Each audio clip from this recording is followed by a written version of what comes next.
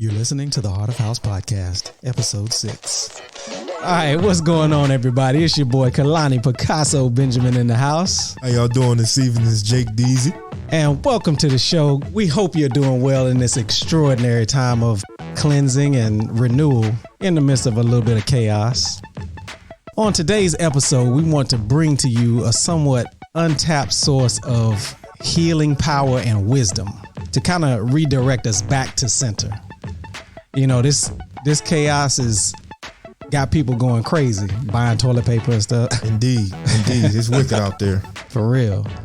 And joining us today is a phenomenal individual who will be sharing some valuable nuggets on the importance of play and how playing can actually have dramatic and transformative effects on the overall health and well-being, from physical, mental, to emotional, you name it.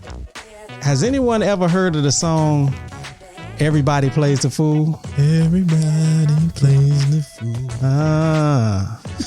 Yeah.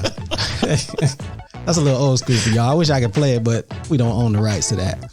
Anyway, throughout history, the fool has been looked down upon, and turns out the fool just might provide the keys to the kingdom. The archetype of the fool can allow us to embody what most of us desire at our core anyway: confidence, connection, freedom, joy, playfulness, influence, just to name a few. But we're going to reserve all the esoteric science for a later show. Now, we want to make this as plain and as practical as we can, so we'll get right to the nature or the heart of the matter. So grab you something to sip on, get comfortable, and let's enjoy the show. Take your shoes off. Yeah.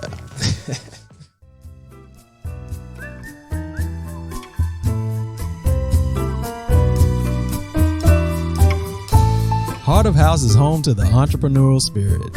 As we sit down with our gathered experiences, we also share stories and lessons of success and failure from some of the most extraordinary and outstanding people. With educational segments on spirituality, relationships, money, and much more, we get to the core, the root, the heart of the matter, to help you improve your overall health and well-being. From practical matters to divine wisdom, we bring it to the table. It's food for your soul. Let's eat.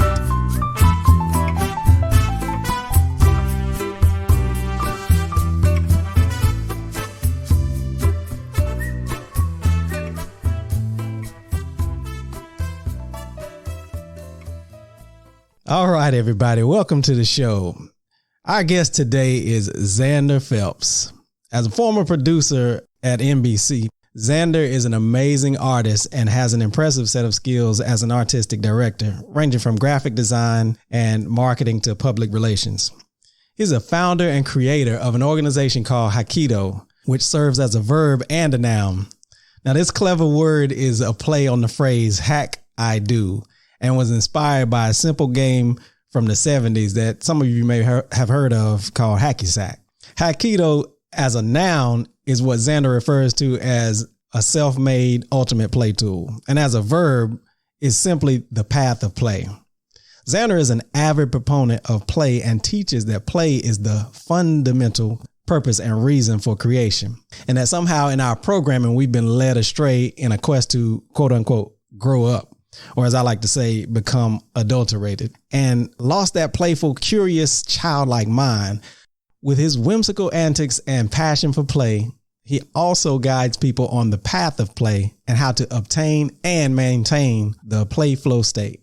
On a mission to transform the world by following the path of play, Zander is quite literally changing the game. So please help me welcome the Fool of Play, Zander Phelps, to the show.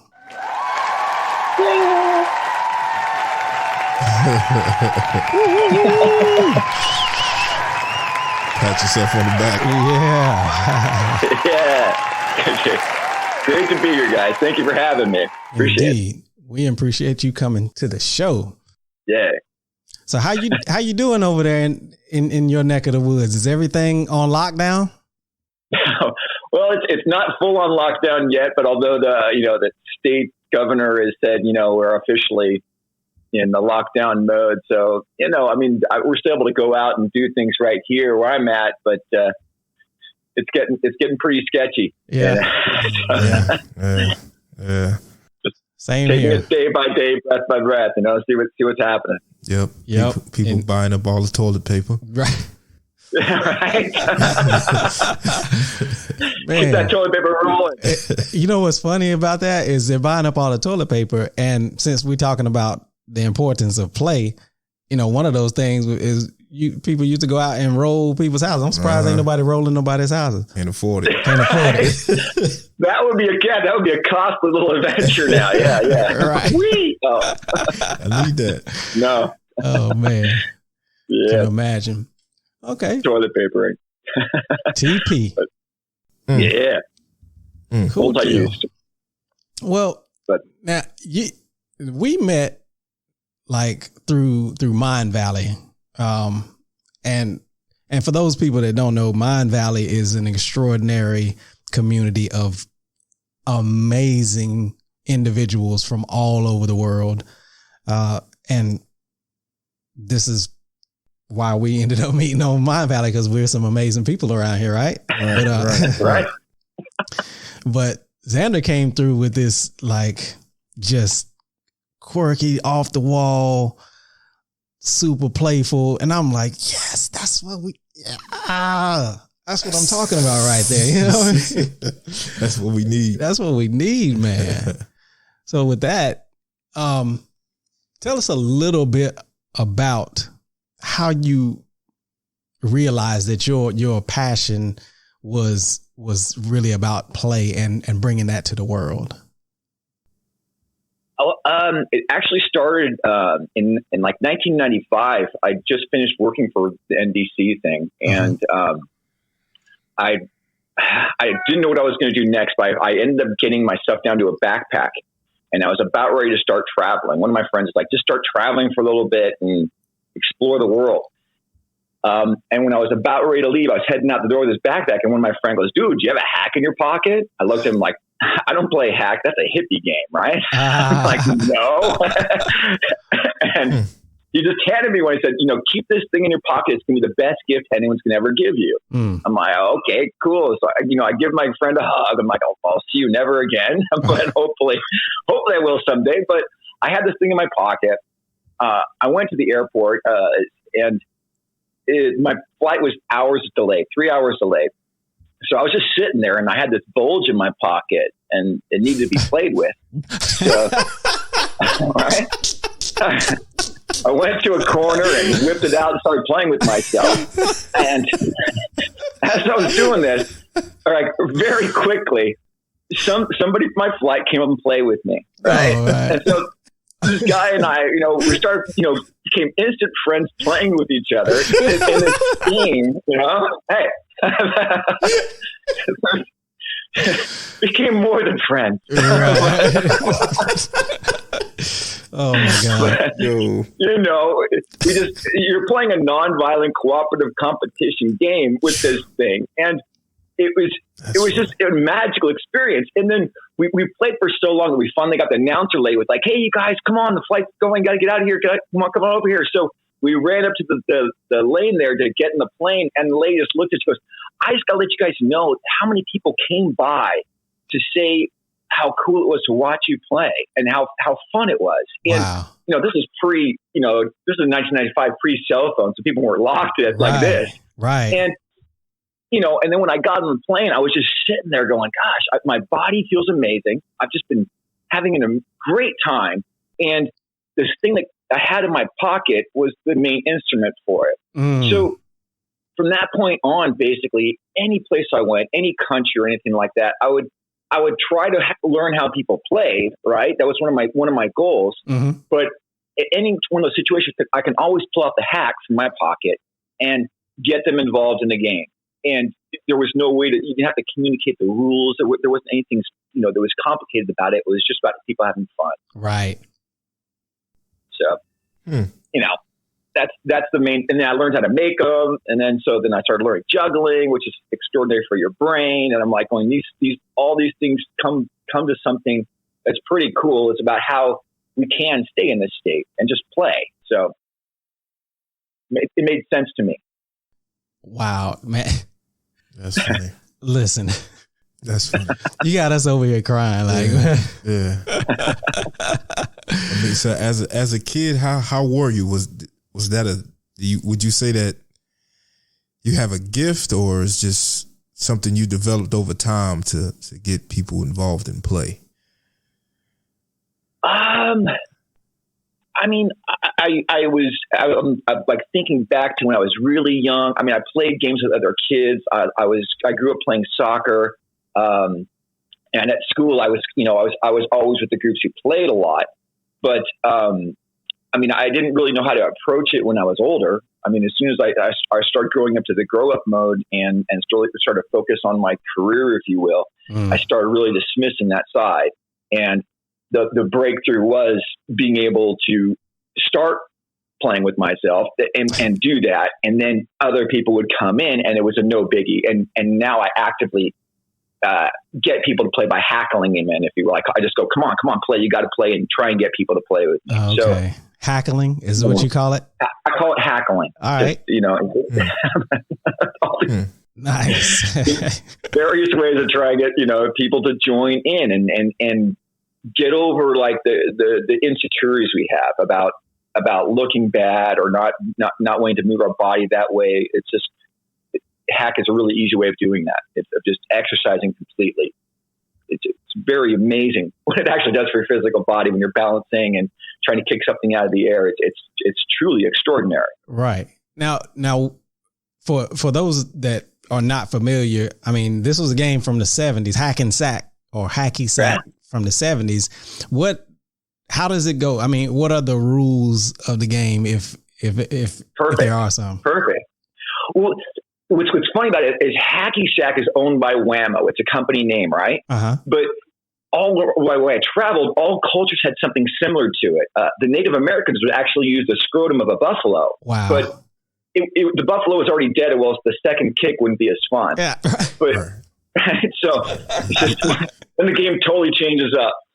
So, but, they all have something similar. So the basic rules, the international rules of what, the foot bag is the generic name. Okay. Right? That's what people call it. Yeah, that's the generic name of Hacky Sack. Okay. But the three international rules I go with are no hands, unless you're picking it up off the ground. But once it's in play, there's no hands. Okay. The second rule is no self serves. Like you can't just drop it to yourself unless you're playing with thyself. Then you must self serve. Right. And the third one is this all makes sense. The third one is no sorries, no apologizing, no shoots, oops, my bad, disculpe, perdón.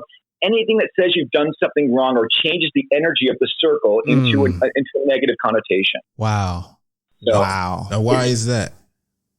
Well, just because if people keep on saying sorry all the time and, I didn't get it, you want to just keep with the flow and keep things positive. Right. As you're facing each other, you want to keep things, going that way. Because it's another thing about it is when you're playing with other people, you're facing each other without another colored uniform or somebody who's you're trying to crush, defeat them. You're all working together, and you actually build these really cool sacred geometry things of people, the energy lines of people working with each other.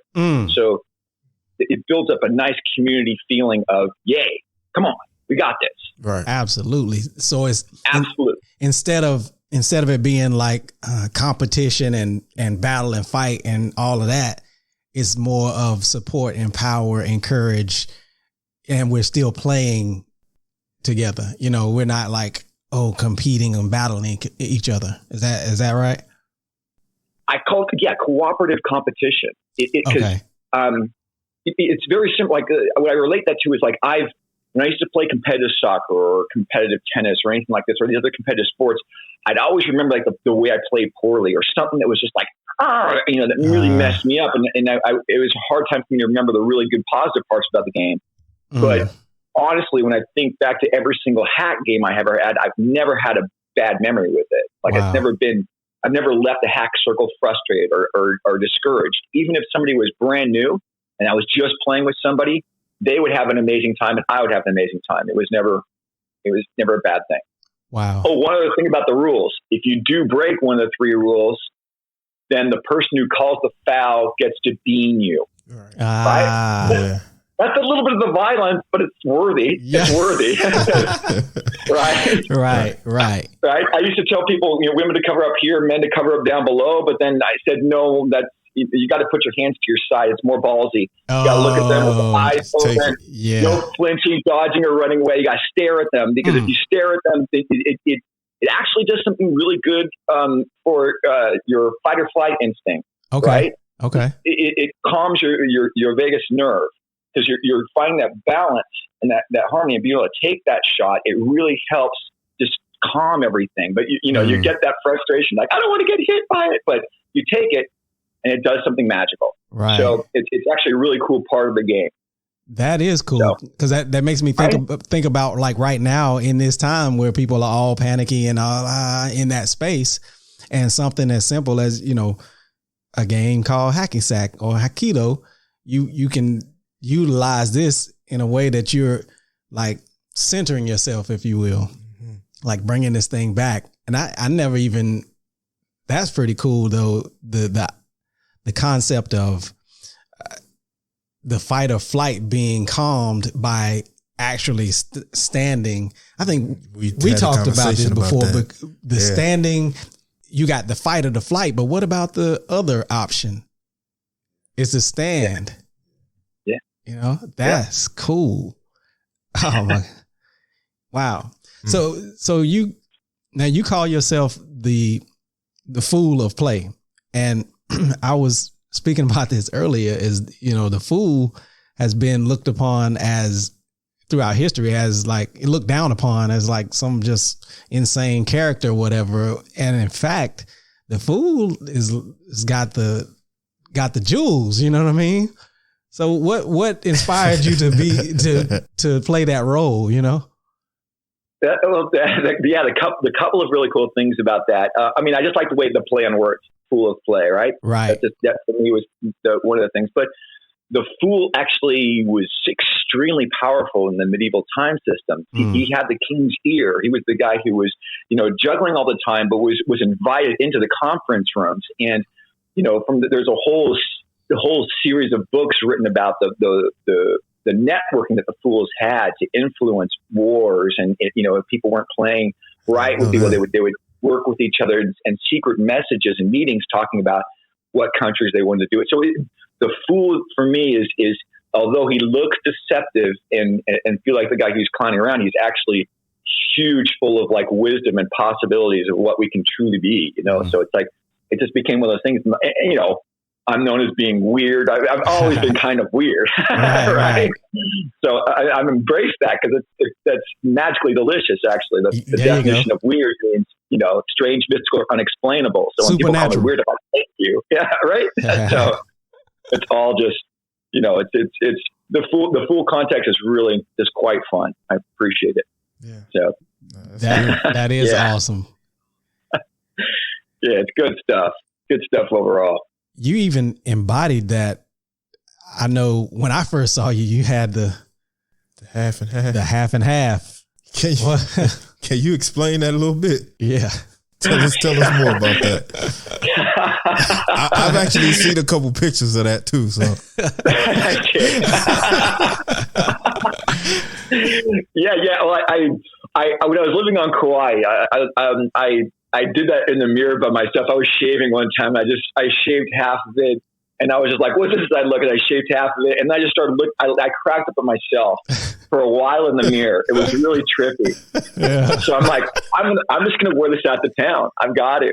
So I went out to Honolulu and just wore it in the town, and I literally like 5-6 groups of people who just saw me from a distance and started cracking up, right? And just and I'm like, worth it.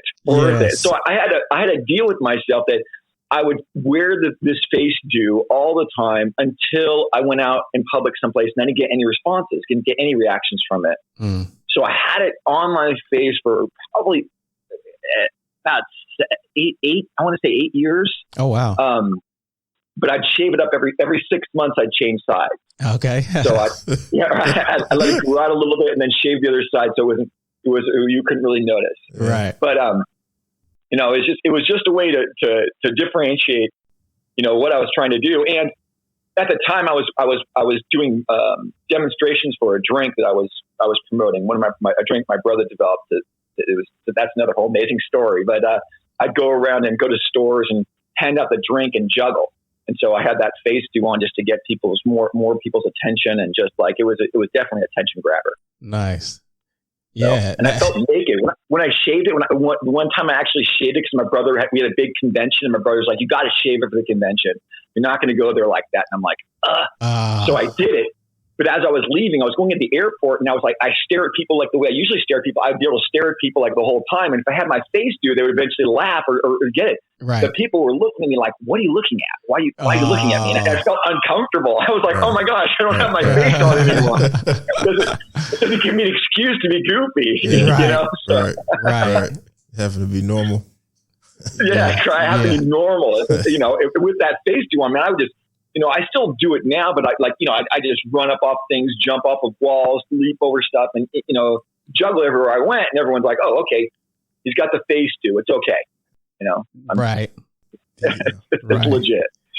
Yeah. And your juggling skills. Now I've seen you juggle 3, and just like working the 3, like is nothing. Like I picked this up. I mean, you just like flipping and twirling and carrying on. Can you juggle more than 3? I'm working with 5 now. That's my right, because the way my these things designs of these things are very small, so I'm able to carry 5 in my hands. Okay. And I teach people how to make them. That's the main goal. Because then you have the ultimate play tool that you can make, right? Okay. Now I'm sorry to cut you off, but for our listeners, since this is like audio, can you explain what you have, like the hack, if you will? Yes. Or the ultimate play tool. The ultimate play tool. It's a baseball style stitch that you put into. I tried different sizes, right? There was one that's a little bit bigger, that's a little bit easier to play with, but this one is pretty small compared with other hacky sacks, if you will. Okay. But the reason why is it's less material, and I could put more in my pocket, and you know, it's just really easier to use. So it's just simply a ball there's 2 patterns that you put together.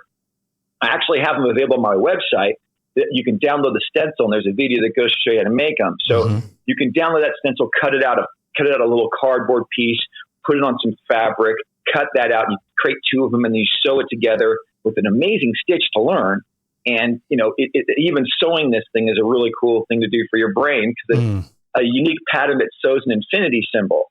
So that's really cool, really unique in sewing in itself. And then you take something 2-dimensional into something 3-dimensional.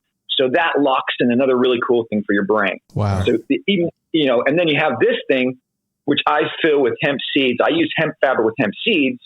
So for babies, this is extraordinary. You can put it in the freezer during a tough teething time. They'll bite down and put pressure on their own, on the teeth where the pain is, to help correct their own teeth. Right. They can shove the whole thing in their mouth and press down to open up their palate.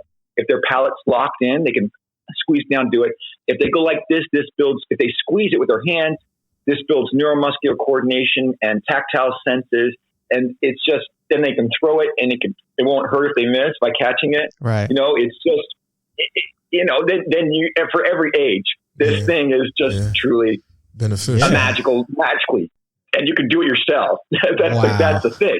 You're not buying some cheap shit from China, right? And you're putting your love into this, right? Right. Some cheap shit from China. Yeah. So, that is awesome. It truly is the ultimate play tool. Right. I mean, and not just play. You know, for elderly, just doing this will start regrowing brain cells. It's extraordinary. I mean, just doing this. So, you know, I'm saying from cradle to grave, this thing truly is unique. It's uniquely amazing. So, you know, just trying to get that word out to people in such a way that they're going, "Oh, just hacky sack, that's just whatever, and juggling." No, hack is like the best physical exercise I've come across. And I've tried lots of sports, lots of games. I'm into it. I want to try everything. Right.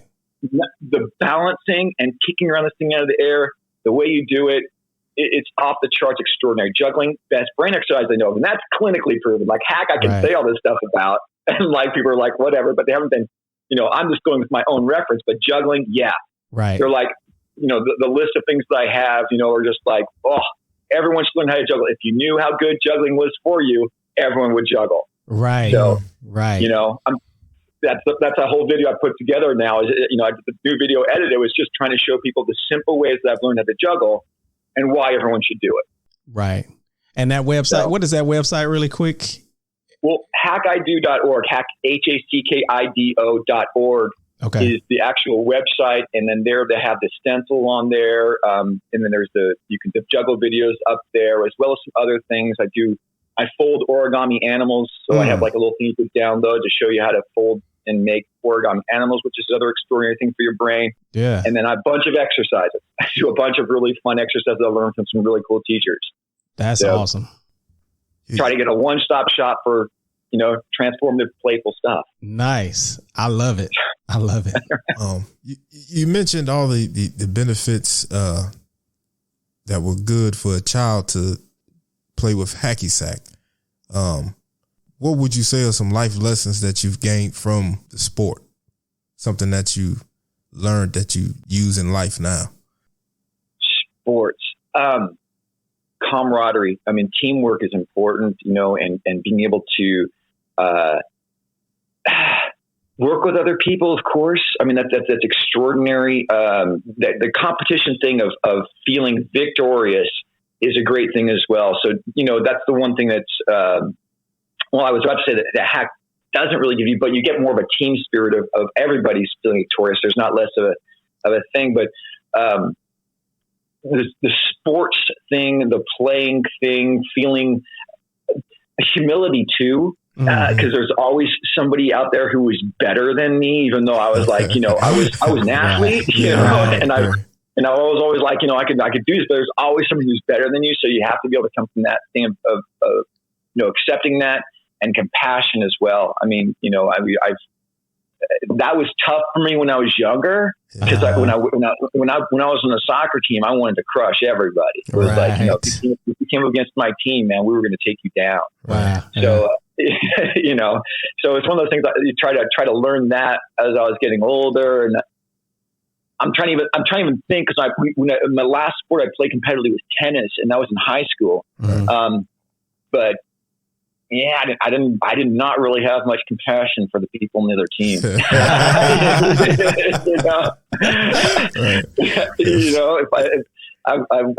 I remember just like being I broke tennis rackets. I would hit balls at people if they pissed me off. Wow.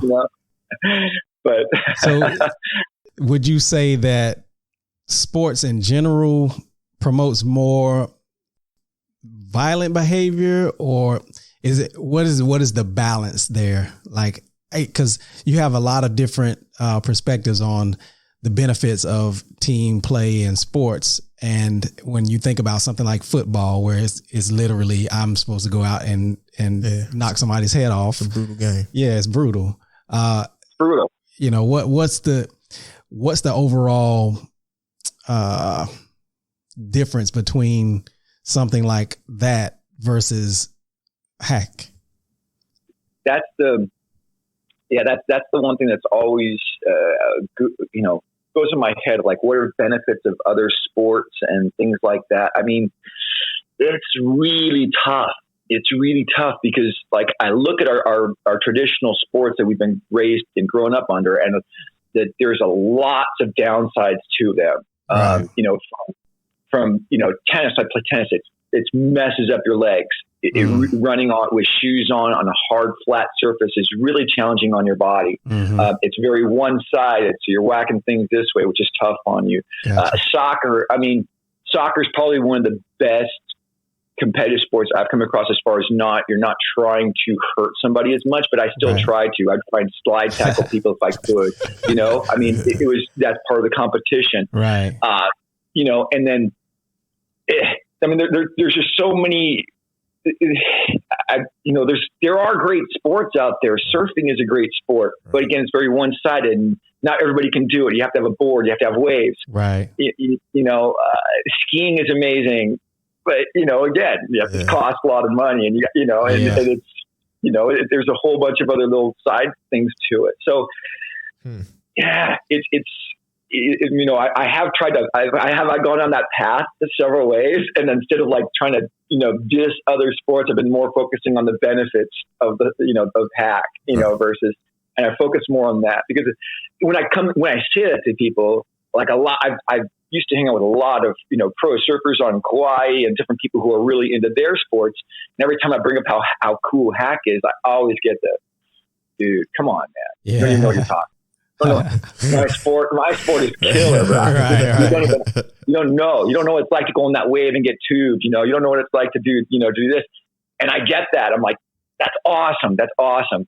And if I put a list of positive attributes of hack versus any other sport that I've come across, the list for hack is a lot longer. There's a lot more things into it about how come it should, you know, we can all do it. That's the great thing. Anywhere you are in the world, you can play hack. You know what I mean? You can find some place to kick it around and make it yourself. So there's, you know. Right. Wow. And less damage. Right? Definitely. A lot less damage.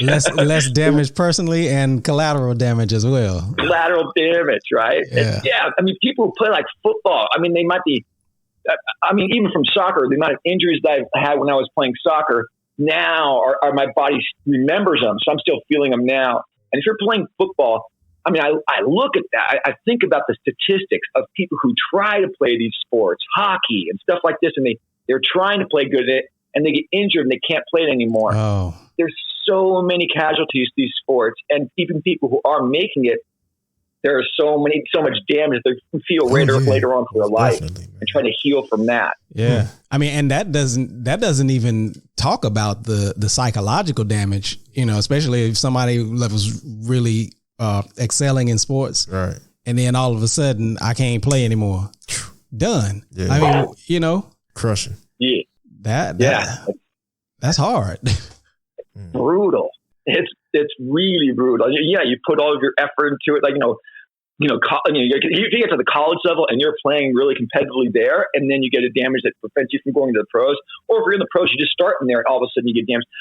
I mean, that's what do you what's the next step? You're like, geez, it's brutal. Yeah. How's how the importance of play? How does that transition with your family? Is that are they on board, or has it been like, Dad, we don't really want to do that, you know, or has it been a more harmonious situation? That question really talks to you right there, Dad. That's one of those ones.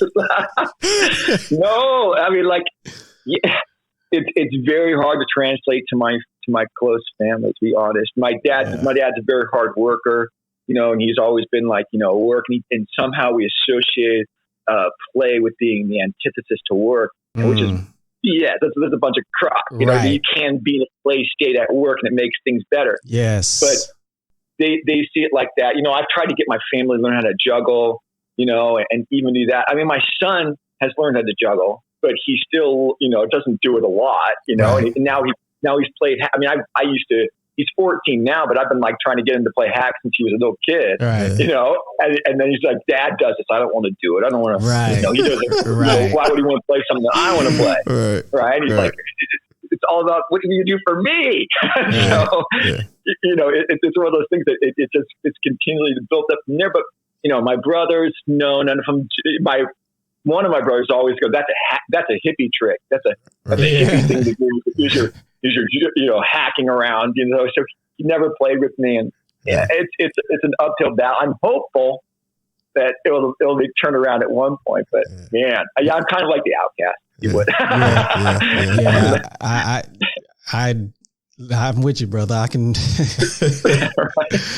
That, and it's funny because even as foundational as hacking is, you know, something that we're passionate about is not, and we see the benefit and how it could benefit everyone around us, is not always what someone else is, you know, wanting to do. And, you know, I mean, I get that, but it's to me, from my perspective, it seems like it's so frustrating to like, oh my God, I have this thing right here that will change your freaking life. Right. And you don't want it. And you don't want it. How do you like process that? I just keep on playing. Yeah. You know what I mean? It's like I try to lead by example, if you will, and try to show that I can just, you know, if you just keep on playing, I'm trying to keep my brain going in the right mode and stay in that state all the time to try to just show it can do. I mean, it's an uphill battle in a society and a culture that kind of keeps us thinking we're low and keeps us trying to push us down all the time. But you know, I'm keep on praying and just knowing that if I can just keep on doing it and keep on showing what the possibilities are, that more and more people will get involved with it and it'll come around. And you know, I'm hoping that if my son will get it in a few years and start, or like even now, start playing more with his friends, and more people will play. But it's right. You know, it can get discouraging pretty quickly because I try to be like, hey, look, this thing is amazing. You guys can do it. Come on, you know. And no. All right. So I'll continue to play with myself. Right. That's what I always come back to. Just play with thyself. That's one of the slogans. If you do that, and, you know, everything else will work out. Right. And people will, if they see you having fun and you're lit up, which you obviously are when it comes to hack, then it's infectious. You know, regardless of what somebody might do in the moment, people are always watching. They're always paying attention. And you're doing a phenomenal job as the ambassador and the fool of play. My hat's off to you. Yeah, because the good thing is that it's infectious. Like, even though somebody may not do what you're doing, they see you doing it, right? And it's like, man, look at that brother. He's over there happy, and that radiates. They might not ever pick the you know, the perfect sport up, right? But it's still touching them, right? You know, so you still shining your light, which is awesome. Exactly. Yeah. Thank you. Yeah, and I mean, that's one of the things I love about juggling as well. Is hack is really great, and I call it Hacky Fun Day, but I can't now. Apparently, you can't be 6 feet within people, but I used to go out to, I go out to a park on Hacky Fun Day and put up a little canopy and try and get people to play. The one thing I do everywhere is I juggle when I walk around. And I try and look at people, you know, as I'm juggling. So that I believe is something that's really cool for spreading that vibe of play, because whether it's, you know, babies or elderly, they look at you, they lock it with you when you're juggling. You know, it's I think it's something just in our DNA, if you will, that juggling is cool. Cause, like, you know, they need to smile at me and elderly, oh, that's cute. That's great. Job. You know, that's right. So, you know, it really puts across that vibe. And if there's other jugglers, they want to grab them and juggle with me, but everybody else who can't juggle, at least they go, you know, it's still a great thing to do. It's still possible. We can still have fun here. Right. No matter what state you're in, it will remind you that, we can have fun here. It's really supposed to be a playground. You know, we come here with that intention. You know, my whole belief, you know, we come here with that play-filled purpose. Right. And somehow society, again, just knocks us down, and that part of us gets locked away into a fear-play state, and it won't come out to reveal itself. So I'd like say, tickle it every day. Play with thyself 10 minutes a day. Do something to rev up that little child and let it know it's okay to come out. And then once that does, then you'll find your purpose again. You'll get over like the self feeling of, you know, the world is against me and stuff like that. That child will come out and say, fuck, I'm here to enjoy it. Screw everything. You know, like it's not worth it to be in a negative state. So, it's, you know, play brings that out. It's like embedded in the word. You know, you cannot be unhappy if you're at play. So it's just facts. It equals happiness. Facts. Hey family, thanks for listening. Enjoying the show so far? We greatly appreciate you and consider you a valuable part of our community. So make sure to rate us on iTunes, Stitcher, Google Play, or Spotify. It helps us to continue to bring you more valuable and powerful content. If you haven't already, head on over to theheartofhouse.com and subscribe so you don't miss an episode. Now back to the show. I want to circle back around to something you said earlier when you were talking about your brother. You used to sell juices or something when you were out playing. Is that Is that related to the Kate Farms that you were associated with? Is that what that is? Yes, that is related to Kate Farm. All right, tell us a little bit about that, because I found that fascinating. That whole organization, actually. Okay. Well, Kate Farms. Kate is my niece. She was born with severe cerebral palsy. Okay. And so at age 4, they've been giving her so much crap in the hospitals. Her whole system had shut down. They said she was failing to thrive, not going to make it. There's nothing they can do. Mm-hmm. Sign the paperwork. My brother said, no way, I'm going to do something different. Oh, for the audience, I was gesturing an FU motion. Yep. I'm going to do something different. So he started by blending 21 superfoods together with a coconut water base, started giving it to her. Within 1 month, he reversed her conditions. She was on 11 meds, went down to 1 med. She started gaining weight. The doctors decided, this is a miracle. What have you done? My brother said, we started giving her nutrition. The doctor said, wait, how do you spell that? Right? Right. So in order to create, to be able to do it for her all the time, because he couldn't keep on buying the drinks, he had to create a shelf-stable version of it that the nurses could give. So he developed this drink called Complete, it's a meal replacement shake. So I'll give you the spiel really quickly because I've been trained to do this. Okay. It's soy-free, soy-free, dairy-free, gluten-free, vegan, hypoallergenic, certified organic, 29 superfoods, 24 vitamins and minerals, 18 grams of plant-based protein, 3 delicious flavors, chocolate, vanilla, and coffee. So Good job. Yeah. Right. And that is amazing in itself. Yeah. Just the fact you got all of that completeness in yeah. And it's I would drink one. I have cases over here. I can show you a package of it, but when part of my contract with them is I would drink 1 to 5 a day. So I said, I will pump this for you guys. My brother asked me, like, when we were in the first initial room, he handed me the first drink. He's like, try this thing. It didn't have a label on it or anything. He's like, check this thing out. I've been developing this for my daughter.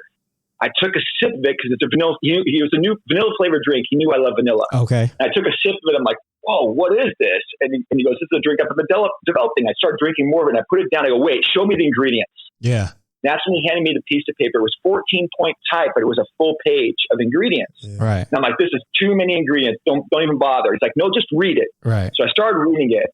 And I was like, okay, filtered water. Okay, agave is their sweetener source. I get that. Okay, what? And I got the 29 fruits and vegetables and all the vitamins and minerals and all this stuff. You got broccoli in here, bro? How'd you get broccoli in there, right? Turmeric, acai, bilberry, mangosteens, just huge list of just superfoods. And he's like, do you want to be on board? I'm like, I will pump this stuff. We'll go out there. We'll do what we need to do. We got it, in 3,000 stores in 6 months in all 50 states. We set records as far as getting this stuff out there. I would just send people a case. I'm like, take a case. If you don't want it, never call us again. Right. Right.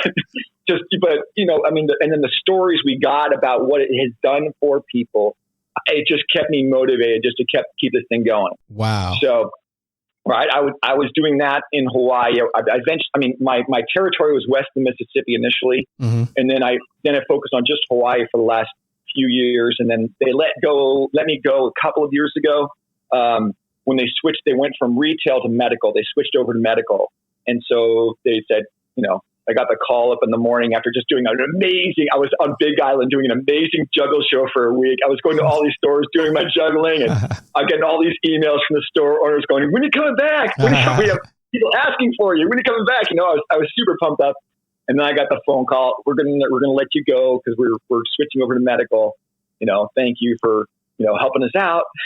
So, right. That was a few years ago now. So, and that's what, I had to transition, and I moved back to the mainland to try and, refine out what I'm going to do. And that's now I'm just went full blown into this, trying to change our the whole thing and become now the play thing is becoming my focus, if you will. Yeah. I think, I've got nothing else I got going on. I'm an almost 50-year-old guy trying to apply for gigs everywhere going, hey, look, I can do something. Right. Like, keep striving. Right. So, the only thing I can do now is take over the world with play.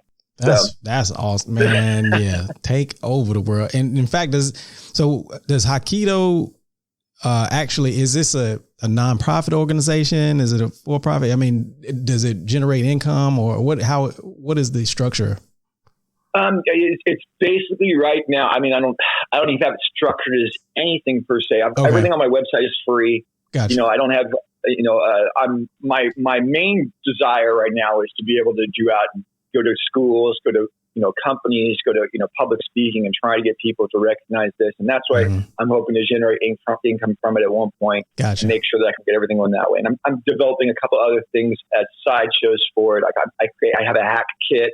Okay. You can learn how to make it, and that, that'll be charged for, and then trying to just do different ways of getting income from it. But I really want it to be totally free. You know what I mean? Like anybody can get all this information, all the exercises I put on there and all the things that I'm trying to do, just to, a one-stop free shopping type thing. Right. That's the goal. Delivering extreme value here. 'Cause this is like what he is offering is absolute gold. I mean, the benefits, and in fact, I want you to speak on some of the health benefits of hacking and like what it does for the brain, the body, the emotions, all of this stuff. I know we kind of touched on it, but can you go into like some specifics of the benefits of juggling, hacking, and all of that, and play? That's a long list. I mean, I'll start off with hacking because that's the easier one to go with. Okay. Because it's,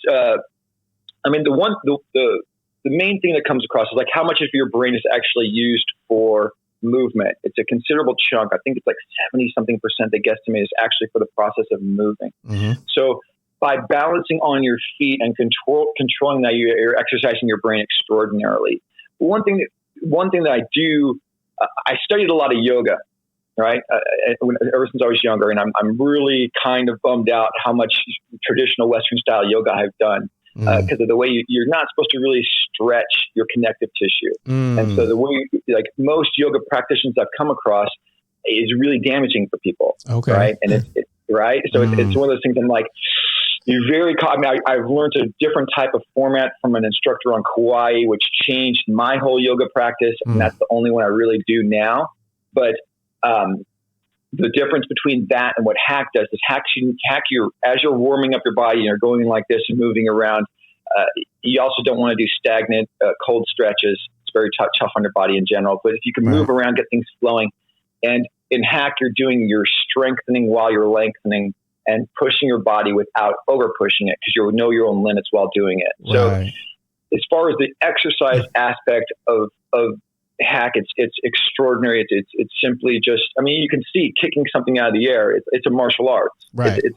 But it's in motion, so it's even better than trying to kick a board that's just standing there and you're just trying to kick that board. You know what I mean? You're kicking something that's actually moving. So targeting that with your brain is another level of coordination and it's anticipation. So it's another level, right? But the other physical exercise from it, it's an amazing core cruncher. As you're lifting up your legs and kicking them around like this, I mean, I have a pretty amazing video of doing slow-mo while I'm playing in the water and the ocean, right? And I'm just like, dang, look at those. You know what I'm saying? Right. You're moving up and you can see all the muscles just firing as you're kicking this thing. So those benefits alone are I don't have any of the scientific research that is done with it because that's not really available right now. Nobody's really explored that. Maybe I'll do a test subject for it. Come on. But to find out how the neurons are firing. But that's my own interpretation from the other sports I've played and some of the other ways I've activated my brain. I just stick with hack. So, but the juggling aspect, that's the one that has the most scientific data about how it restructures your brain because you're connecting your left and right hemispheres as you're pinging it in this rhythm going between those hemispheres. So along your corpus callosum, which is your connection in the mid-period of brain, you're connecting neuron connections. So that holistically makes your brain communicate better.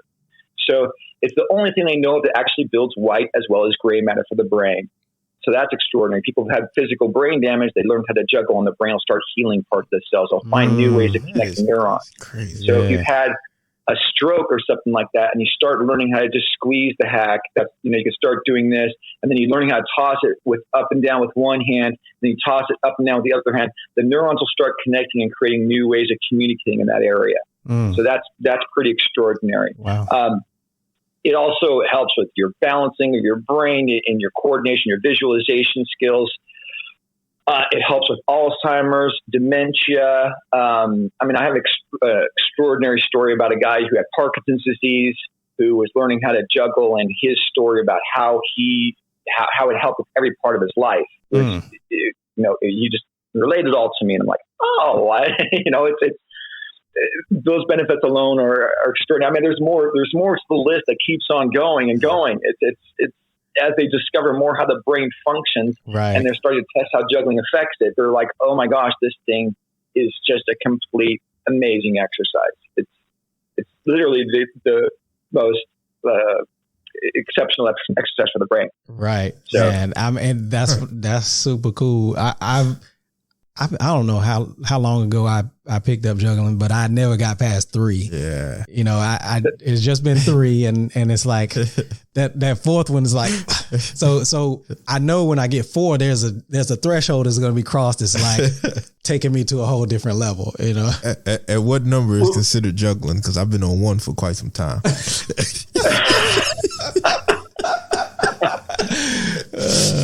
Well, the great thing about it is if you stay with 3 balls, you can, but there's just so many tricks you can learn with 3 balls. And every time you change the pattern up, you're creating neuron connections. Okay. Right. So when you learn the first 3-ball cascade, like in the video I talk about, you build this neuron connection bridge, right? Where 2 parts of your brain are connecting.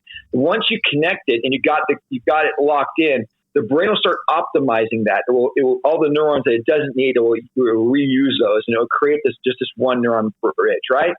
Let's say you switch it up from going from, let's say, the cascade to the reverse cascade, and you flip them around. That has to create 2 other pings on both sides of your brain and reconnect that bridge, right? And then they will start optimizing that. And then you switch to another pattern, 2 balls up and 1 ball this way, 2 balls up. You start correcting all these new patterns. So the brain starts connecting all more of these neuron connections between that left and right hemisphere. Right. So it doesn't matter how many you juggle. I mean, there's people who can juggle 13 or something like that. Crazy. That's extraordinary, but they're really just firing that same neuron pathway faster.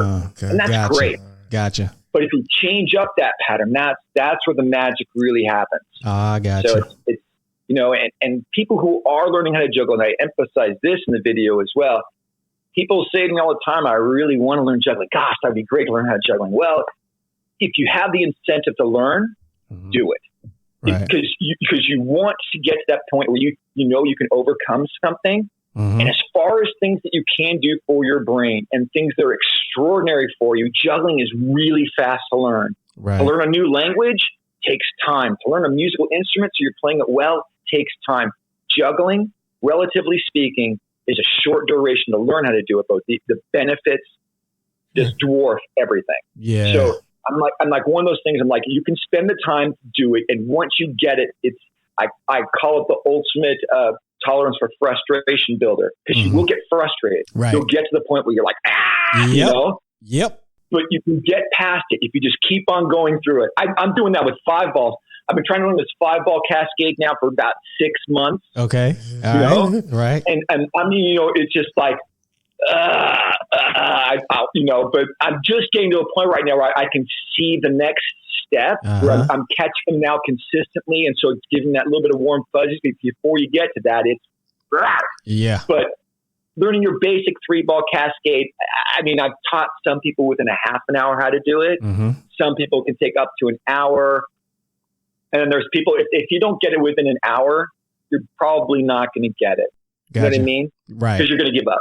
Right. You're going to give up. You can persevere and make it through. But most people who try it for an hour and they don't do it, they're like, I can't do it. And they set that framework in their mind. I can't do it. It's too challenging. And then every single bump into the wall, you'll admit defeat versus trying to climb over that wall. Right. So, you really got to find it within yourself to say, I'm going to do it. I'm going to sit down until I get it done. And then once you get it done, you're like, oh, this is the why. This is why I needed to do this. Right. every juggler we have on the planet makes a better world. I mean, literally. You know what I mean? Because you can juggle up in front of other people. Hey, I know how to juggle, and you will impress somebody in the room. Right. Like, wow, that's cool. It is cool. It's mesmerizing. Cool. Yeah. It's like, I mean, even if it doesn't matter who it is, you just sit there and watch somebody, and it's like mouth open and everything. Yeah, that's excellent coordination. It's quite a magical thing. So, it is. Yeah. So trying to get more people to juggle is one of the missions. You know, we just I know what it does for people. Right. I just know how good it is for people. Well, maybe we should implement a juggling challenge. Mm-hmm. Yeah. Right. Yeah. Why not? I mean, you got every other challenge. I mean, you got. Man, there's some stupid challenges out there. Like people throwing bottles up, flipping them, and they landing. Yeah, crowd goes wild. I get that, but and especially right now, to be honest, I mean, we're all we're locked into spaces, and like you can do it indoors, right? And once you start it, there's infinite possibilities. There's only tricks you can learn, and you can get yourself, off of your phone for one thing. Yeah. You know what I mean? Getting yourself being able to do something that's just truly, amazing. And again, self-entertaining forever, basically. I mean, I don't think you can always find a new trick to learn. Absolutely. So. Absolutely. I need to go ahead and like, if you put that challenge out, I'm going to be there, but my challenge is going to be trying to put the fourth one in. So I'm going to have to go through like well, yeah, I mean, learn other tricks because the thing with the fourth one is really a 4-ball challenge is doing a 2-ball in 2 hands. Oh, okay. The 4-ball challenge is you're just doing 2 balls in both hands. You're not doing the crossover as much. So you need the 5th ball in order to get that crossover pattern going. Ooh, okay. Right? I got you. So when I started doing with 4 balls, I would do a thing where I juggle 3-ball tricks and then grab 2 balls with one hand, throw those up, and then cross it over. But I'd still be doing basically 3-ball tricks, but just had an extra ball in there. Okay. But now that I do 5 balls, I can throw in 3 balls up at one time and throw 2 balls over with this hand. But I'm still trying to cross over and do these other tricks, but always work the crossover. So that's the 4-ball pattern isn't as effective for your brain as just learning a different 3-ball trick. Okay, so it's really all about the crossover. That is the brain balancing, is, if you will, like when you because you're crossing that center line, and once you cross that center line, you're really creating that cohesion. Okay, so that neuron connection between that, because your left side thumb of your right side of your brain, right side thumb of your left side of your brain, right. And there's something about the rhythm too of juggling that creates those nice pulses, right? Because you're catching while throwing at the crossover things. That's the juggling is all the rhythms. You'll find the rhythms in the juggling, but your brain loves that shit. It's right? Yeah. That's interesting. That makes me think about dribbling, because I've more recently learned to use my left hand to dribble, and it had taken a long time for it to feel natural because I'm right-handed. So at work, I would start using the computer mouse and start writing with my left hand to get my body used to something different. Right. And I don't know. I don't know where else that helps me in life, but it's just nice to know that I can, use my left hand for things rather than depending on my right hand all the time. If that makes sense. Yeah. One of the brain coaches on Mind Valley, Jim Quick, talks about that. Using your left hand even to brush your teeth, and try to write with your left hand. And I've talked to a lot of coaches who talk about that too. But it's one of those things to challenge yourself as well, but it does activate your other side of your brain and helps with communication in general. So reintegrate brain. Yeah. Excellent. Good stuff. Yes, indeed. This is not by any means, as part of the topic, but I'm just curious because I see the logo and I love symbols. I'm like, man, the logo is pretty fly. What is the symbolism behind that logo? How was that inspired? And did you create that? Yes, I did. So the logo is actually on the hacks as well. Okay. But there's the symbology behind it is the ohm symbol. So the ohm symbol is actually embedded in there. Okay. There's lots of symbology within beside the ohm symbol that I didn't know about until somebody told me about it. That makes sense. Uh-huh. But there's a 3 that looks like a 3 on there, and there's a swirling thing, and then a line with a dot. Right. So the upper part of 3 represents your awakened state. The lower part of that 3 represents your sleep state. The little spiral thing that loops off of the lower part of the 3 represents your dream state. And it also curls underneath to represent your cycle of reincarnation, rebirth.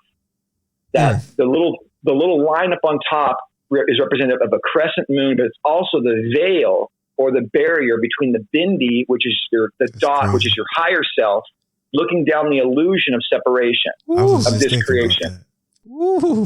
That's deep, right? Yeah, he said right. So all that's embedded within the ohm symbol. So on the hack, you'll notice the same logo is there. It's a person playing a hack, first of all. So there's the ball, and there's the head and the arms and the legs, but it's put in the same format as an ohm. So it's just the play in the physical, basically. Oh, so man, that's deep. I love that. It's really cool. So that's and then when I created my first hack, the logo actually fit perfectly on Hawaii. And I created it when I was in Florida, living in Florida, before I actually moved out there. But so the Hawaiian Islands became a lei on top of the person, the logo. Okay. So that was embedded into there as well, because that's where Hapkido was birthed, if you will. Right. I was trying to create this whole thing, and I was talking with my brother how it's kind of like a martial arts. Maybe I'll call it Hack Fu. And everybody goes, no, go with Hapkido. Hapkido. It sounds more better. And then plus you have Hack I Do in there. And I'm like, right. Yes. So yes. Don't you love how stuff like that just comes together, like super inspired? Oh my God. That's awesome. Yeah. So that's a good part about it. So every one of the hacks is embedded with that, the peace and blessings. I used to have a peace symbol on there that was in the shape of a hemp leaf. Okay. But I took it off just because I wanted so it's still embedded in there, but the blessing symbol is for the planet, because each one of the hacks is a world. It's a globe, right? Right. Yeah, so I put that in the design, so you have the whole world in your hands, as well as you're playing for peace. Man, listen, I'm telling you, all the elements of everything, of like the core of what you are embodying and what you're doing is literally the thing that we're about here at the heart of the house, and what we are looking to express to the world. Like, it's that reconnection with that child, with that love, that peace, that joy, that just basic thing that connects us all, man. Right. Oh, right. Getting back to that. Yeah. I mean, fun. Right. Imagine a world where that's the norm. Oh, you know what I mean? God. We're here we can look at each other and smile and not be like, trained with our thing of like, don't trust anybody. Who's that person? They got a different religion than us. They got different beliefs. They got different, all of our differences are nonsense. Yeah. Our similarities are what unite us. Exactly. And we all want to play. We all want to be happy. Right. We want to have joy in our lives. Right. So expressing that and being able to put that out there, it's in a non-violent cooperative competition way. Yeah. Right. I mean, that's right. I'm sick. I'm sick of the violence. I'm sick of feeling that's our natural state, because I don't believe it is. Likewise. And the fact, and you mentioned, the thing can actually help people to resolve conflict in a way. I remember seeing somewhere, some story about now. Okay. how in the world would you get somebody who is pissed off at each other, especially like a couple or something? Explain that. To play. You know what I mean? They start playing. Yeah, break that down real quick, because you've actually seen this, right? This is an amazing story. This is an amazing story. So I was playing on Kauai, and I was just kicking it there, and this couple came out to me, and they're like, "Hey, Zander, you know, you gave us a hack a few years ago." I'm like, "Oh, great! I give them to lots of people." You know, they're like, "No, but we travel with this thing. It's great for traveling." Like, I know that's how I got started. They go, no, wait. We went traveling in Central America for about a year. And what happened is every time we got into an argument, we go, "Let's go bean." And I'm like, "What are you talking about?" They go, "We take the hack and we stand 10 to 15 feet from each other and we throw it at each other 100%. All right. The rule is you could not dodge it. You could stand there. You could try and catch it, but you were not allowed to dodge it." And they said, it was extraordinary how fast it turned into, "Wow, that was a great catch. Wow, that was a great throw." It transformed our whole vibe of an argument into something playful. And it was the dude was like, "Dude, you have no idea how much money you saved us in costs, in therapy costs, right? Right, in conflict." And she was just like, "Yeah, it was just so cute that we were able to go through our differences really fast, and we felt like we were on the same team." And then they both said, but the best part about it was the crowds that would gather around to cheer them on. Wow. They saw what they were doing, right? Wow. So that one, because this thing does not hurt. Right. The way, you know, I've tried different things inside. I mean, again, the reason why I use hemp seeds is not the ones with the shell. You want to use them with the shell. But the reason why is because I've tried all other kinds of things inside. They don't work as well. But anything else I've tried really hurts, like popcorn hurts. You know, the little plastic bean things, if you throw them hard enough, they hurt. The hemp seeds do not. And I've had these things beamed at me from, like, you know, people who want, if I mess up, if I break one of the 3 rules, you have people fighting for the hack to try and beam me, right? So I've been beaten pretty hard with them. Right. And, you know, the only person who ever hurt me is my son. He's the only, because he knows, right, he hits me with incredible accuracy, right? It's just painful memories. But he laughs. I don't. I don't think it's funny. Right. That's awesome. Yeah. No, that was another little fun thing that it came across from just the discovery of what this thing can do. Was the couple talking about, look, you can use this as a tool to help people overcome their differences. And it's a broad brain association as well. You get over associating arguments with something negative. You get with something playful, and it changes the whole dynamic of it. Wow. Yeah. So, I'm thinking about that in my mind about how to use that. Yeah. Like, wow. Yeah. Right. I mean, this is really, really exemplifying the magic of what playing does. I mean, that's how we came in this world. We came in this world curious, playful, with all kind of wonder and awe.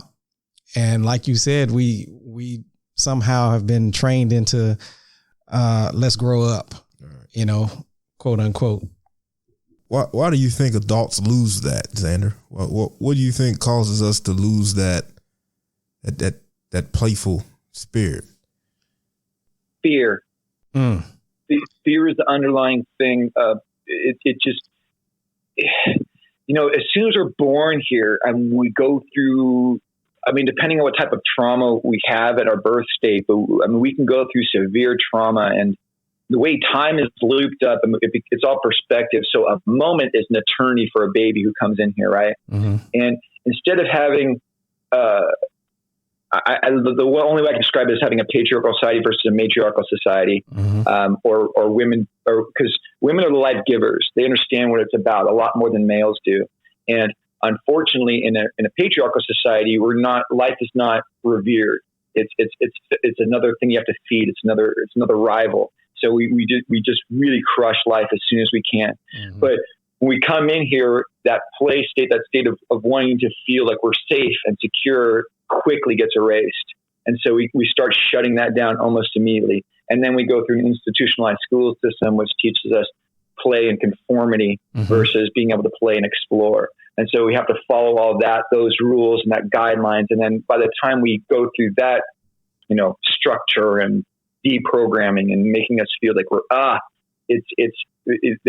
that point, we're almost locked out of it. We learn how to play in organized ways through, sports and things like that. And we have these different ways of doing it, but it's not the free flowing play that we come in as children. When you see kids who can immediately see each other, let's go play, and they find ways to do it. You have that when you're younger. When you're older, it becomes, hey, let's go play. How are we going to do it? Well, let's see. Let's create some rules. Let's put some guidelines and see how we can do this right. And it becomes more of a chore than actually a joy. Yeah. So, but it's one of those things that you have. As soon as we come in here, man, the cards are stacked against us. If we had a society where people were, embraced life and like, welcome to this world. You have all the food you need. You have all the protection you need. We're here to embrace you and support you through this life and be you. You know what I mean? You're magical. You're not, not like, I can learn your arithmetics. If you know how to fucking read, you're a dumbass. If you don't, know how to do it this way, forget about it. You're not going to make it in this world. And then, it shuts down the possibilities. Man. Yeah. That, and the funny thing about that is all that organization, I immediately thought about even in exercise, because there was no such thing as exercise, quote unquote, before, it became a thing. Yeah, it became a thing. Like what we were doing was movement. And I don't know if anyone's familiar with Ido Portal, but that's his main thing is all about movement, studied every aspect of movement from whatever martial art. So that's what this reminds me of when you talk about the benefits of hacking and how it combines the physiology with the mentality. So do you think exercise is something that is necessary in this society? I mean, in the traditional sense, you go to the gym or you do something and you do these reps for however many and however long. Is that something you think that's beneficial, or is it actually detrimental? Yeah. From my experience, the exercises that I've come across that really discourage me are when people run with shoes on.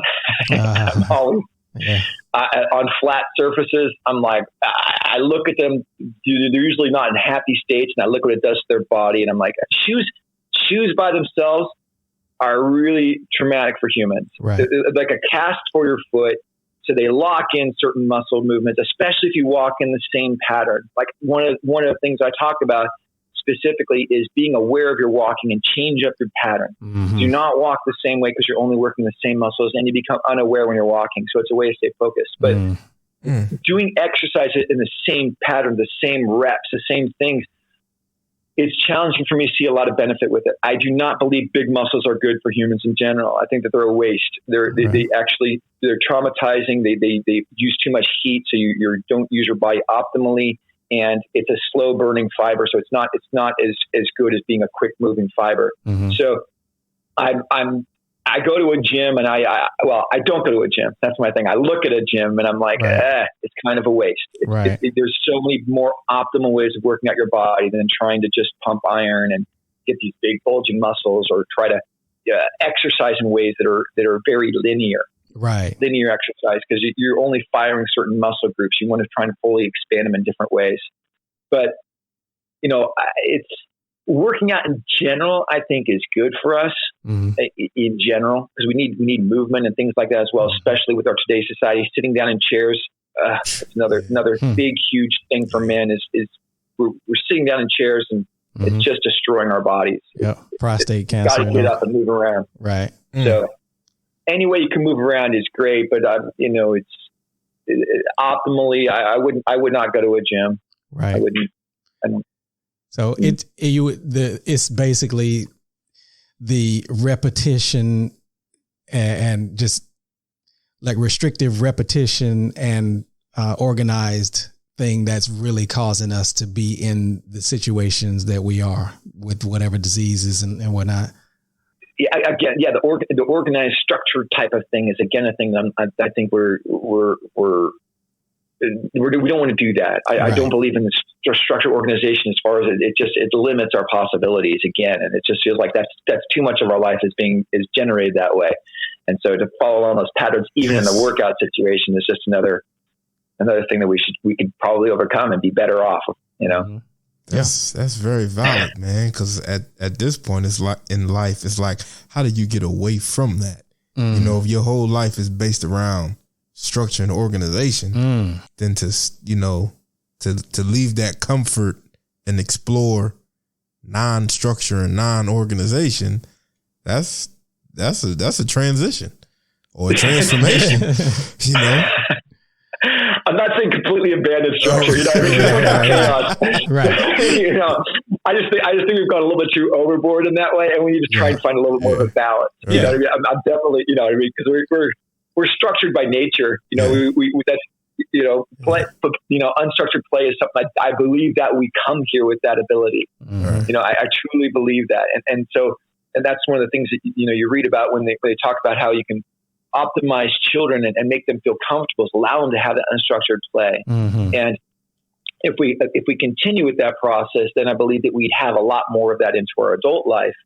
But as I said, once we start getting that structure like locked in and we start conforming more to that, then it's hard to get out of that and feel like we can't explore other things. And that limits us again. I mean, we're limitless, you know, and until we believe we're not.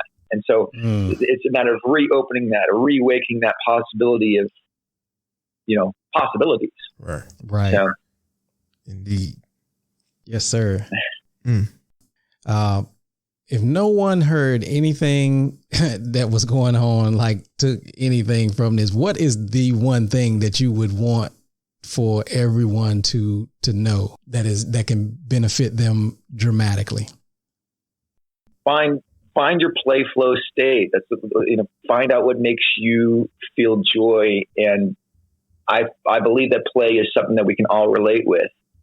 So, the main message is, basically try to find out those moments every 10 minutes of the day. Find some time to play with thyself. Find a way to reawaken that child that's inside you, that's locked in there and wants to come out. And if you can do that, tickle it every once in a while. Like, oh, hey, look, you're safe. You're safe. It'll start taking up more of your time and more of your day, and everything will start reopening up, and you'll start refinding joy in every moment. And then you'll find play in every moment. And that's where I think that'll ricochet off of everybody. You know, if you have one person in the room who's in a play flow state, you're going to connect with a couple other people, and then it's going to start ricocheting around. It's like that laughter thing. You know, if you have one person in the room who starts laughing really hard, there's going to have people who are going to find that laughter and start jumping into it, and it's going to get contagious. So I think it's truly the fastest way we can transform our world. Because, I mean, we have to do it soon. I think we have to transform from a taker society into a gifter society. And I think we need to do that rapidly. And play is one of the ways that is the best way to gift out to the world. That there's the spirit of play. Awesome. Well said. Phenomenal. Now, one of the things that we want to do is we love to shake it up a little bit. So we ask a few questions. We like to play. So we ask a few just kind of random off the wall questions. So this number one question is going to be like one of the main questions we keep on the show. But so out of any superpower that you can imagine, if you had three, what would they be and why? Whoa. Okay. Superpower. Okay. Flying is always one of my cool ones. I love flying. Okay. That would be one of the ones that would be really cool. Oh my gosh. That's a really tough. I mean, I focused on one, flying. Why flying? Oh, eeks. Why flying? I love a bird's eye perspective of things. I love being able to, you know, and I love flying in general. I love going to different places. And if I could be able to fly and just avoid having to go in planes, especially now. Oh yeah. Right. You know, I love that feeling of being able to fly places. Nice. That would be really cool. Nice. Oh gosh, That's a really tough question because I don't really ever think about that because I love the superpowers that I'm trying to develop. You know, the playful state. That's my superpower. I'm trying to develop all the time. Right. I wish I was I wish I could be in that state all the time. I slide off it all the time officially. You know what I mean? Like it's one of those fun things. I'm like, you know, I try and preach it all the time, but my son will be the first one to tell you, man, he's not happy all the time. He's not playful state all the time. You know, right? He's like, but you know, it's a matter of trying to rebound it all the time and get back to that state. But back to the superpower ones. I mean. No, X-ray vision. I wouldn't want that. All right, that's too much information. Right. You know, I'm trying to think of the superheroes I enjoy, and powers like that. I don't really know if I want any of those things. Swimming in the ocean. If I could swim in the oceans, not have to breathe. If I can breathe through the ocean waters, that would be cool. Yeah. You know, man, that's the good one right there. Yeah. Right. That would be one of my exceptions. I like teleportation except for arrival. You know, I don't know how to arrive safely all the time. Right? Except for arrival. Right. So, okay. Right.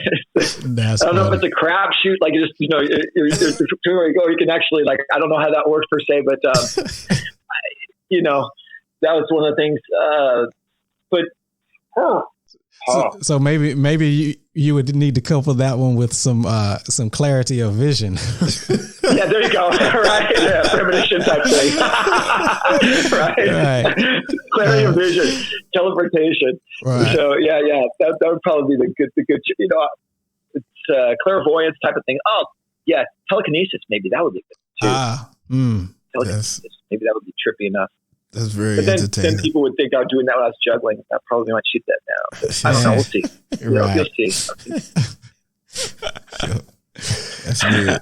That's good. I wish I did have the juggling superpower though. I wish I could juggle like, you know, I mean, I keep on bringing up how I can, you know, bring up my skill level, but I look at jugglers all the time on YouTube and stuff like that. I'm like, I do not know how to juggle yet. Right. You know? Right? So there's always people out there that are better than you, man. There's ability with that stuff. So right. And as who was it? Teddy Roosevelt, I think it said comparison is the thief of joy. Oh man, yeah. Right. You know? Oh, that's a great one. Yeah. I live by that now. I'm like, every time I find myself looking at somebody else like, oh man. Oh, wait a minute. I'm good. I'm good. Right. What? What about my people? Because people might be looking at me the same way, you know? Yeah. Right? Yeah. Right? You know? We always looking at somebody else. Mm-hmm. Worried about what they're doing. Critic. Nah, you're phenomenal, man. Because I'm looking at you juggling, and I'm like, damn, I'm saying the same thing that you're saying. So it's always somebody that is going to be what we consider better. Mm-hmm. But what does that really mean? Yeah. Is it better? You know? Yeah. Yeah. Everyone's unique and everyone's got their gifts, and it's about honoring that and, you know, recognizing what our own gifts are, of course. But, you know, it's that ability to compare with other people who strive to get you to strive for more, reach for further. So it's always a good thing as long as you don't get too discouraged by it. That's the negative side of the whole comparison thing. But, right. You know, allows us to see ourselves in a better spot. Right. Indeed. Yeah. Okay. Another question. What would be some quote unquote guilty pleasure? Ooh. Ooh. That's a heavy one. Right. Wow. I'm trying. I mean, I probably would answer that a lot easier when I was younger, per se. Like my mind would have been more in that ability of like, I could do, you know, I want to do this, I want to do that, and I feel guilty. But I mean, the main guilty things I have these days are just like about eating sweet foods. You know, like I love sweets, and so like every time like I want to reach for something that has sugar in or something like that, I'm like, okay, well, I've just got to feel good about this and change the vibration that way so I can enjoy it truly. But it's right. You know, I mean, food is one of those things I wish I didn't have to deal with per se. I love good food and I wish I could eat it when I want to, but I wish I had the ability to say, I don't really need to eat food right now and not have to do it because there's so much things like, I try to eat healthy, but it's really challenging in all the foods I'm used to eating and stuff like that. Then what is being healthy, because you can have one person over here that's eating so-called the best foods on the planet, what somebody said that was the best, and reading all the labels and doing all this and super rigid and not really receiving the benefit, and they're in poor health. And then conversely, you have somebody that's over here eating McDonald's every day that looks radiant. Right. I've seen it. I literally man, they flawless skin, like happy. God, they eating a bunch of what we say is crap. So then it's like, all right, well, what is it? Is it all up here? That's the great point. I mean, that's probably, mostly this game of up here of how to play, like what's good for us, what's bad for us. Yeah. So, yeah. I don't know if I answered that question sufficiently about the guilty pleasure thing. Oh no, that's your guilty pleasure. I mean, sweets, and it's funny because a lot of people have that same thing, but it's interesting to me that, dang, we feel guilty about something that we want. Like we have, oh man, I love this, I love that, because somebody said, well, this ain't no good. Somebody else said it's not any good. But at the end of the day, how do we feel when we eat it, when we engage in it afterwards? It's all about like right here, right now. Mm-hmm. We tend to judge a lot of things based on the past and our experiences from the past, or somebody else's experiences from the past. And then that alters the way we receive it right now. Mm-hmm. Yeah. So yeah, that's definitely, it's always sufficient. Yeah, cool deal. Cool. You got one? Real simple. What's your favorite cuss word?